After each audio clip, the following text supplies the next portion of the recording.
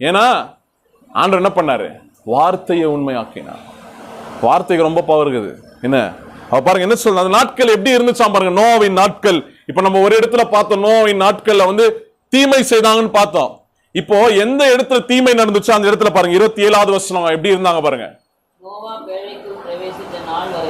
நோவா பேழைக்குள்ள பிரவேசிக்கிற நாள் வரைக்கும் நல்லா சாப்பிட்டாங்க, நல்லா குடிச்சாங்க, நல்லா நிறைய இடத்துல கல்யாணம் நடந்துச்சு. ஆனா அவன் நினைச்சு பார்க்காத ஒரு நேரத்துல ஒரு மலை அழிச்சிருச்சு. இதுதான் தேவனோட பிள்ளைகளுக்கும் உலகத்துல இருக்கிறவனுக்கும் வித்தியாசம். உலகத்துல இருக்கிறவனுக்கு எப்ப நியாய தீர்ப்பு வரும் தெரியாது. ஆண்டவர் விசுவாசிக்கிறவங்களுக்கு ஆண்டவர் சொல்லிடுவார், முதல்ல உஷார்படுத்திடுவார், இதுதான் நடக்க போகுது, உஷார்